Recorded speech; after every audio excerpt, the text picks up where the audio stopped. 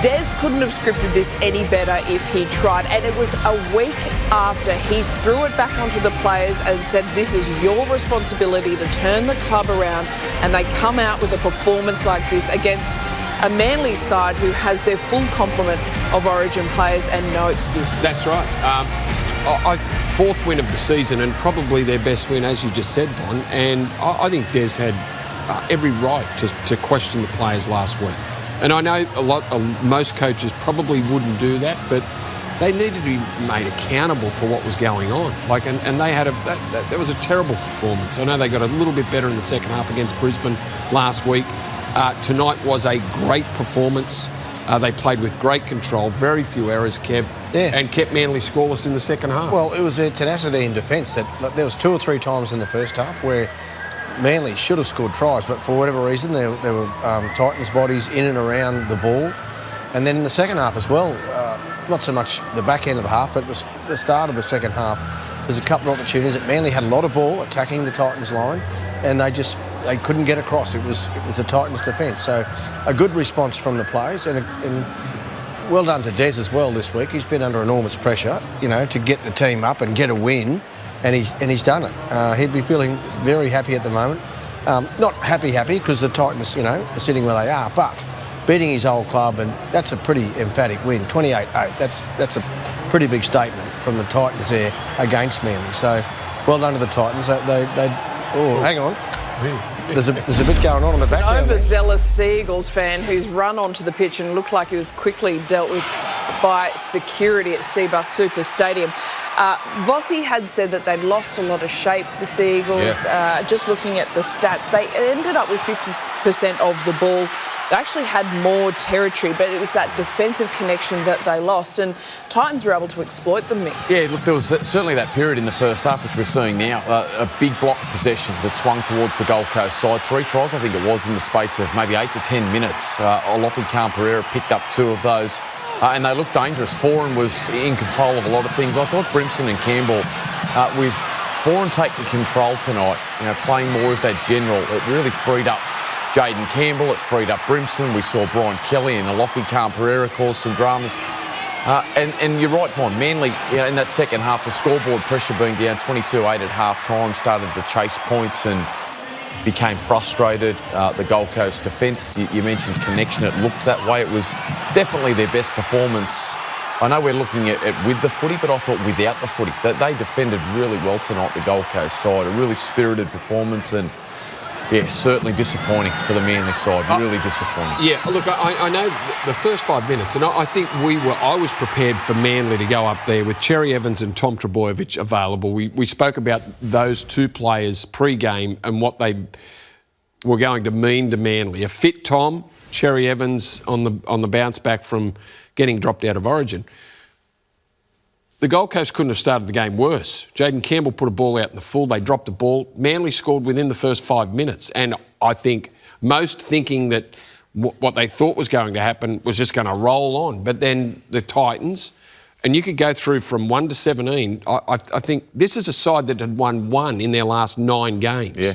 Now, we didn't highlight that, but they've turned it around dramatically. And off the back of what Des said, gave them a rip last week after the game, after the Brisbane loss, they've turned around and put in their best performance of the season. But the winner's while it's about the Titans getting their second win in 10 weeks, it's about Manly losing.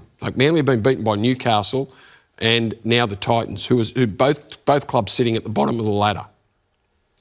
So Manly have got some work to do. They really have now. I know they've got a couple of buys coming up and they've got the Tigers and South Sydney. But they're no givens the way Manly are playing at the moment. The last fortnight, if Anthony Seibold wants to maybe take a leaf out of Des's book and turn the focus and the pressure back onto the players, the surrender last week in Newcastle was alarming enough, but to not be able to produce anything with an almost full complement of players tonight on the Gold Coast, prime time, Friday night, it was a big occasion given that the next few weeks look very winnable. Now there's a big question mark over everything. Yeah, certainly disappointing, Bon. There's no hiding from that. As you said, 16 points last week, ahead at half-time. And as I said, one of their best opening 40 minutes of the season, really. And then Yeah, obviously the second half extremely disappointing in Newcastle. Brandy said came out, started really well tonight, but for that moment when possession swung and when they faced adversity in that first half, they're just conceding too many points and putting themselves under pressure, which then leads to that snowball effect of feeling scoreboard pressure, chasing, trying to come up with big plays. Look, in that second half, there was moments where they had great field position and chance to find points. Decision-making was fine. Execution wasn't. A couple of kicks went dead. Some passes didn't hit the mark. And to the Gold Coast credit, they scrambled and turned up in numbers defensively. Take nothing away from the Gold Coast. I understand the story is that was a big blow. And we'll talk about that later, just how significant that is for Manly, losing Ola Kawatu with how good he's been on that right edge. But as disappointing as it is for Manly, and I completely understand that this Gold Coast side was a different side, and you said it before the game, that the reason that Des is frustrated, the reason that he clipped the players is because he knows that that's what they're capable of, and with the roster that they've got, they shouldn't be sitting where they're sitting. So great win for the Gold Coast side, but plenty to work on for the Manly Seagulls, no doubt about it. And it only gets worse now with that loss of Ola Kawatu. Jazz Tavanga didn't return after a HIA in the second half as well. He's been reliable, really reliable for Manly. So, yeah. Mick, who will come into that?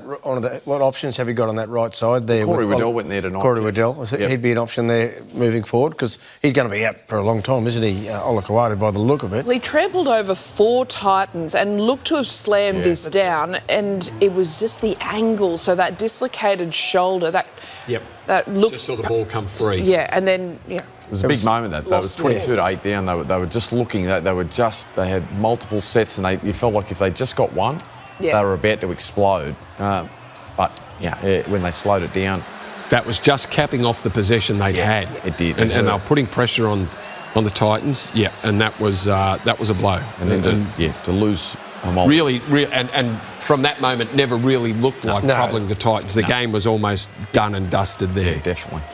The desperation there from Beau Fermor as well to get involved in the tackle, not just give up on the play. That was the typical of the Titans tonight. They just, those last-minute tackles they seem to get there and make. Where and if you think back to last week against the Broncos, that first half was a wipe for them, but they were building from that second half into this week. And Des he's done a great job this week, getting them up and ready for Manly. Daly, Cherry Evans, everyone expected a big game, and not that he had anything to prove, but this was certainly not the result after a disappointing week. We heard him in that moment with referee Peter Goff. He said it's outrageous that Saab was penalised. You could feel the frustration. I know. I didn't want to take us down there. That was a great ball from Daly to Toff Sipley. And then they scored a try off the back of that, and that was where he linked with Garrick. And it is that instinctive dummy from Daly, which is just such a big part of his game with the body swerve and just to have the defence in two minds, and he threw the pass beautifully to Garrick. He's had a big week though, hasn't he? That's a big week getting bumped from the Origin team mentally. So free. I thought he played okay tonight. He did some good things. A couple of kicks, went a bit astray, but he tried very hard. He's always, he's always going to play like he did tonight. It's been a tough week for him. He'll be glad the week's over. He can sit down now and relax, get back to Sydney with his family. A couple of those moments of what I'm talking about. I agree with you, Kev. I don't think he was as bad as everyone seems to think. I thought he had some really good moments. He did. He just didn't execute. That kick, we've celebrated that. The one that he got in the line there for Garrick that trickled dead. We often celebrate that. Just didn't execute. On that particular occasion. The kick across field for Saab. Saab had a chance to catch that one. Ola Kawatu had another. So he created some chances. And the thing that you love about working with Daly is even when you're behind like that 22-8, he'll continue to chase and back his own game and his ability to try and find points. So, look, not a perfect night by any means, but I still thought there were some really good parts to his game tonight. Tom Trbojevic looking more free, no strapping. Great to see him back on the field. Yeah, great to see him back. And I think probably foolishly we underestimated the Titans, which we can all be guilty of, and we just expected Tom to be the difference tonight. Yeah, I think, and I've heard Brandy talk about it before. When you work with Tom and people's commentary around the game is they expect Tom to break the line every time he touches the footy. Well, he did for New South Wales. It's just that the Titans did a really good job tonight defensively. I thought it was great. You said it, Von, to see him back on the field and playing freely. He created some chances for Manly. But yeah, he'll be better for the run too. So yeah, plenty to like about Tom's game, but definitely I think as a whole we can put him in some better positions as well to be able to create and cause the havoc that we certainly love that he brings to the footy team.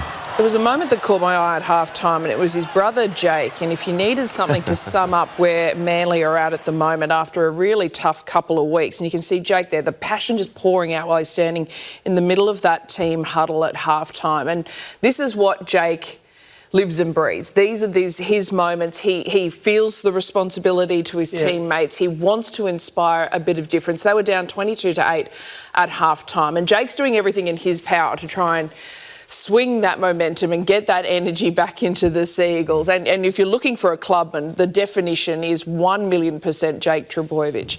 But just a tough night for them. And given the last couple of weeks now, they've got the bye, so maybe a chance to freshen up. Or do you think Anthony Seibold will drill them? Don't know. I'm not sure, Von. I think the plan's to try and give them a freshen up. Don't you be planning on going anywhere, Mick? You'll be going anywhere, the type of, some coaches, what's going to happen after a loss, especially if there's a bye weekend coming up.